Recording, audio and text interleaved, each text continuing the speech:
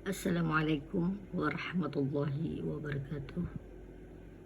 Hari ini kita masih lagi belajar pelajaran munakahat, di mana tajuknya ialah iddah. Dalam tajuk iddah ini ada tajuk-tajuk kecil, yaitu pengertian iddah, bahagian iddah. Iddah ni hak perempuan dalam iddah, di mana bahagiannya di sini ada dua. Satu iddah cerai hidup dan satu lagi iddah cerai mati. Di dalam setiap bahagian ini mempunyai sebab-sebabnya. Tempoh iddah. Tanda perhatikan isi di dalam tajuk iddah ini.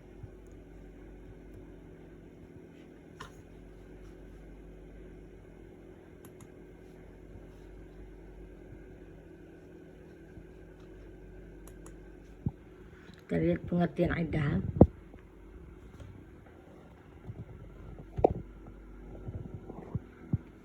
Pengertian iddah di sana ialah tempoh masa larangan berkahwin.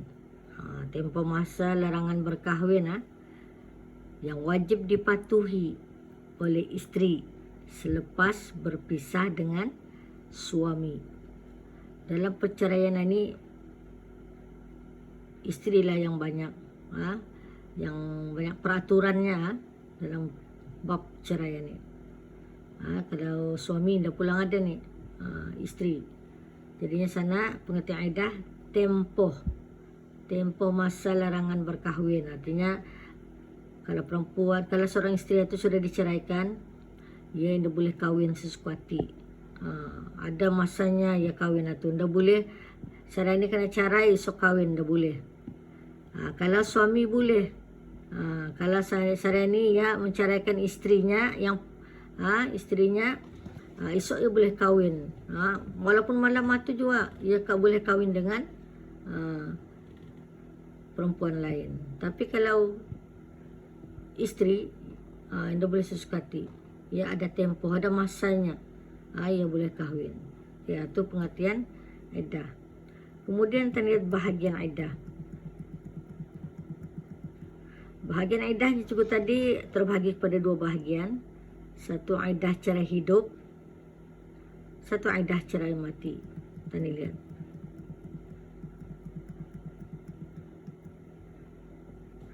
Di mana iddah cerai hidup? Sebab iddah cerai hidup disebabkan oleh dua perkara, iaitu talak dan fasah. Jadinya maksudnya sini isteri itu diceraikan semasa suami isteri itu masih hidup lah. Suami itu hidup, isteri pun hidup. Artinya diceraikan dalam keadaan orang masih ada nyawa lah, berhidup lah maksudnya sana tu. Kalau iddah cerai mati, sebab iddah cerai sebabnya ialah iddah cerai hidup disebabkan oleh kematian suami. Sebab iddah cerai kematian suami, artinya iddah cerai mati ini si isteri itu diceraikan dalam keadaan, maksudnya sana suaminya tu aksiden kah, yang penting matilah. Suami itu mati sebab sakit kah, jadinya jadilah ia iddah cerai mati. Kemudian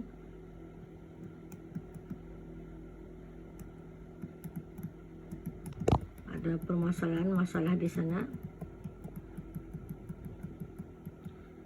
Dan dia tentang iddah cerai hidup. Di sini ada masalah-masalah dengan iddah cerai hidup. Yang pertama, telah disetubuhi dan telah pernah haid. Maksudnya di sana tu, di mana keadaan isteri yang telah disetubuhi dan sudah pernah haid, kemudian kena ceraikan dia, maka tempoh iddahnya macam mana? Iddahnya ialah 3 kali suci. Kamu tahu sudah kiraannya tu 3 kali suci Idahnya ini itu akan berakhir seperti berikut. Bila tempohnya nih berakhir nih. Gagas sudah, bekas istrinya ni kan kawin. Belurih sudah boyfriend baru. Gagas kenal bila masanya, tempo berakhirnya. Idahnya nih. Yang ke alif, jika ia diceraikan pada ketika ia suci, atau dalam keadaan bersihan, dah ada uzur apa nih, bersih. Maka idahnya berakhir dengan datangnya haid yang ketiga. Suci, satu akhirah, iaitu kali sucian, suci, haid. Suci, haid. Suci. 3 kali suci sudah tak, kemudian haid. Artinya betulnya berakhir dengan datangnya haid yang ketiga. Kamu kiralah, ambil kertas, kira. Suci dulu, start suci, kemudian haid. Berapa kali haid? Yang betul sana 3 kali haid baru tak habis idahnya. Kemudian yang keba, jika diceraikan pada ketika ia haid. Kalian akan diceraikan untuk uzur. Maka idahnya berakhir dengan datang haid yang keempat. Haid suci. Itu pertama tu, haid yang kedua suci. Haid yang ketiga suci. Haid yang keempat. Artinya dalam sebelum itu sucinya tu 3 kali. Dah lebih daripada 4 kan? Haidnya 4 tapi sucinya tetap 3. Okey, itu tempo isteri yang diceraikan dalam keadaan haid. Kemudian lihat sana, kalau keadaan isteri telah disetubuhi, lihat sana, telah disetubuhi dan biasa haid, tetapi kemudian haidnya itu tidak lagi datang kerana ia telah tua. Artinya ketani sebagai perempuan ini biasanya ketani uzur macam biasa setiap bulan. Dan ada masanya juga uzur katanya itu tidak ada. Apa yang tanya orang putih-putih, menopause. Uzurnya tidak ada lagi. Lagi ada sebab tua kah? Okey. Di mana idahnya ialah selama 3 bulan mulai dari ia diceraikan. Kalau yang dah uzur-uzur payah je mengira tu mana lagi ada 3 suci, 3 kali, 3 haid, 4 kali haid. Lagi ada. Lagi keluar darah. Jadinya cara mengiranya pakai bulan. 3 bulan mulai daripada ia diceraikan. Jadinya biasanya bulan yang dipakai ini bukan bulan Masihi, Januari, Februari, Mac, April lah. Biasanya kalau kata ni agama ni memakai bulan Islam. Itu maksudnya sana. Kemudian kita lihat lagi yang ketiga, mengandung. Macam mana tu istrinya diceraikan dalam keadaan mengandung?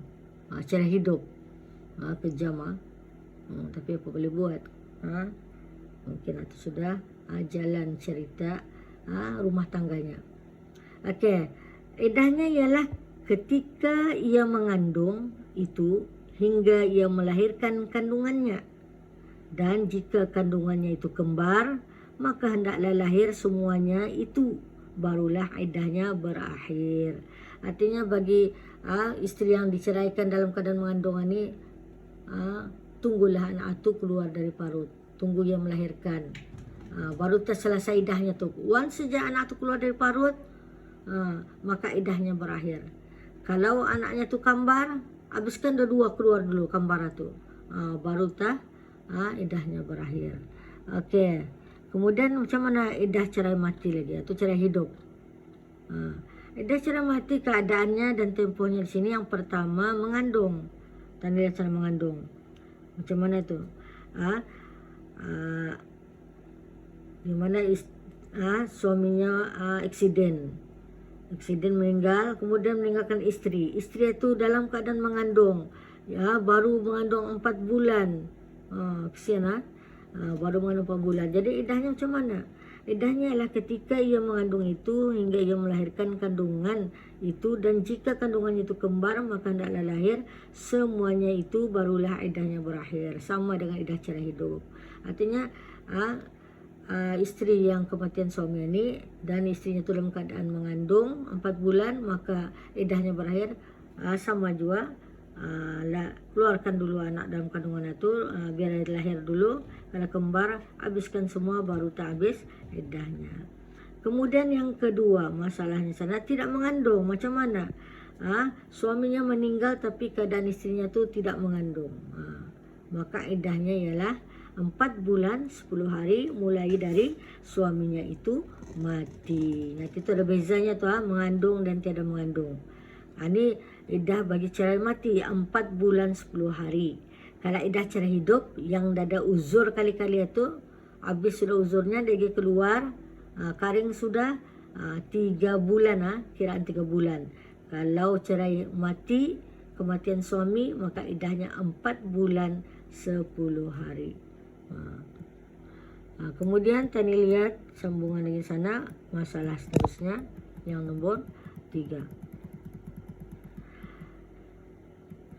Iddah sedang beriddah dalam talak raja'i, di mana yakni karena suaminya meninggal, masa tu ia dalam tempoh iddah talak raji, iaitu karena talakkan sudah sebenarnya talak 1 atau talak 2, dalam masa tu iddahnya tu belum habis meninggal dia lakinya tu serangan jantung, meninggal lakinya tu dalam proses dorang bercerai tu, di mana istrinya tu iddahnya belum habis. Maka keadaannya di sini faham tu, iddahnya belum habis tu, faham kamu tu cap juga tu, yakni kena carai, kena carai, kemudian iddahnya tu belum habis, kena carai talak 1 talak 2 sian ya, iddahnya belum habis.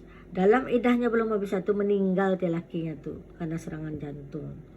Jadinya macam mana iddahnya tu? Maka iddahnya bertukar menjadi iddah cerai mati. Mula-mula iddah talak 1 talak 2 ni macam biasa kan, suaminya masih 1 hidup, artinya 3 kali suci. Dalam tempoh iddahnya belum habis, meninggal lakinya serangan jantung, maka bertukar tak iddahnya tu menjadi iddah cerai mati. Mulai dari suaminya itu mati, dan kedudukannya seperti berikut. Jika ia tidak mengandung, maka iddahnya 4 bulan 10 hari. Jika ia mengandung, maka iddahnya diteruskan hingga ia melahirkan kandungannya itu. Senang saya pahamkan tu. Kemudian kita lihat sana penerangan mengenai suci-suci ni, iddah-iddah ni. Lihat sana. Yang pertama 3 kali suci. 3 kali suci itu bersih di antara 2 kali keluar darah haid. Bersih. Suci haid. Suci haid. Artinya bersih di antara 2 kali keluar darah haid. Artinya dalam pertengahan itu tadi ada perkataan haid itu cuma 2 kali. Okey, yang kedua melahirkan kandungan. Ini kamu paham sudah, melahirkan anak sama ada anak itu hidup ataupun mati. Melahirkan segumpal daging, mub'ah dan bahasa Arab, yang akan menjadi seorang anak. Iddahnya satulah, kalau mengandung indah sampai anak itu jadi ya, iddahnya berakhir di sanalah. Ada orang keguguran atau istilah keguguran, itu habis iddahnya tu. Okey.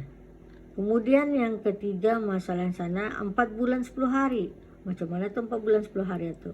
Menurut hitungan bulan Qamariyah, bulan Islam, dan juga dimulai bukan pada awal bulan, maka hendaklah digenapkan hitungannya menjadi 30 hari. Artinya kata ni makai bulan Islam. Katakanlah suaminya tu meninggal pertengahan bulan, katakanlah 10 Zulhijjah. Jadinya kiraannya tetap dia pakai 30 hari. Daripada 10 Zulhijjah, 10 Muharram lah cuma tu. Genapkan 30 hari. Jangan 10 Zulhijjah habisnya ujung 28 Zulhijjah 9 Zulhijjah, itu indah tu. Ikutlah kiraan 30 hari. Kemudian lihat lagi masalahnya mengenai iddah ni. hak perempuan dalam iddah. Kalau sudah kena ceraikan, cerai hidup ataupun cerai mati, di mana istri para istri ini kata dilihat di sana, hak perempuan yang wajib ditunaikan oleh suami yang masih dalam iddah adalah seperti berikut. Kalau ia talak raj'i, talak 1 atau talak 2, di mana hak istri mesti kena sediakan tempat kediaman yang layak bagi istri kalau kena ceraikan. Bukannya si suami ini suskati membuang istri semata saja, macam buang sampah di lungkang. Tidak boleh. Kalau sudah istri kena ceraikan, bagi haknya, wajib ditunaikan. Sediakan tempat kediaman yang layak bagi istri itu.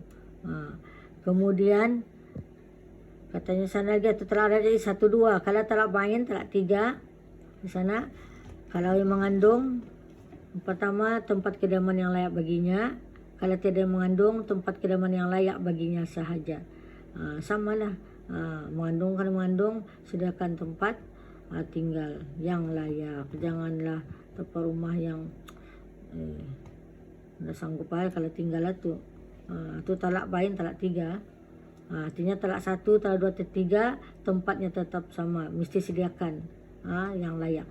Yang kedua sana nafkah. Kalau talak 1, talak 2, selagi belum habis iddah, bagi nafkah untuk si istri itu. Dalam masa tempoh 3 kali suci itu, bagian nafkah, makan, minum, pakaian, tetap dijalankan dia tanggung jawab sebagai seorang suami itu terhadap istri. Tapi tidak lama, cuma 3 bulan ataupun 3 kali suci. Kemudian cuma 7 talak 3, yang sedang mengandung saja. Yang tidak mengandung tidak ada tu. Sedang mengandung nafkah, sama juga. Kemudian yang ketiga pakaian. Talak 1 dan kedua sediakan pakaian juga. Dan yang talak 3 bain kalau sedang mengandung, sediakan pakaian. Okey. Kemudian kita lihat lagi tajuk seterusnya, bergabung. Tajuk bergabung ini tajuk penghabisan. Okey, kita ni pindah dulu ke channel 1 lagi. Okey.